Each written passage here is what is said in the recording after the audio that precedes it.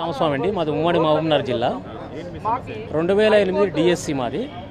2008 డిఎస్సిలో మేము రాత పరీక్ష ద్వారా ఎంపిక కాబడ్డాం. ప్రభుత్వం ఏం చేసిందంటే అప్పుడు ఉన్నటువంటి ప్రభుత్వం 30% టీటీసీ వాళ్లకు సెపరేట్గా కేటాయిస్తూ నోటిఫికేషన్లో లేకుండా ఒక జీవో ఇస్తూ 30% వాళ్ళకు రిజర్వేషన్ ఇవ్వడం జరిగింది. ఆ తర్వాత మేమేం చేసినామంటే ఇది సరైనది కాదు అని చెప్పేసి కోర్టుకు వెళ్తే కోర్టు 2017లో మాకే ఇచ్చింది. ఈ జీవో కరెక్ట్ అయింది కాదు, వీళ్లకు ఉద్యోగాలు ఇవ్వాలి అని చెప్పేసి 2017లో గౌరవ హైకోర్టు తీర్పు ఇవ్వడం జరిగింది.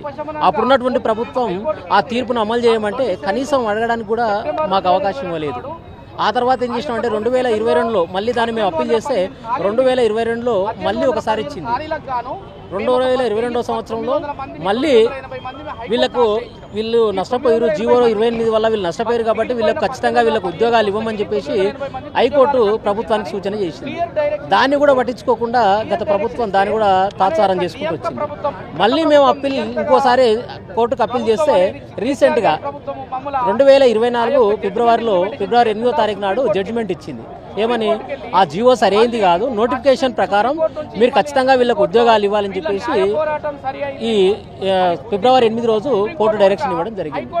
దాన్ని ఖచ్చితంగా మాకు కోర్టు డైరెక్షన్ ప్రకారం మాకు ఉద్యోగాలు ఇవ్వాలని చెప్పేసి ప్రభుత్వాన్ని మేము డిమాండ్ చేస్తున్నాం. ప్రభుత్వం ఖచ్చితంగా మాకు ఇవ్వాలి అని చెప్పేసి ఈరోజు ప్రజాభవన్కు రావడం జరిగింది. దాదాపుగా 5 నుండి 600 మంది ప్రజాభవన్కు రావడం జరిగింది. 2008 డిఎస్సి నుంచి, అంటే 2008 నుంచి ప్రభుత్వం ఇప్పటి వరకు చూస్తాం. అంటే గతంలో ఉన్నటువంటి ప్రభుత్వం ఏదైతే ఉందో టీఆర్ఎస్ పార్టీ ప్రభుత్వం ఏర్పాటు చేసిన తర్వాత చూస్తామని చెప్పేసి చెప్పడం జరిగింది.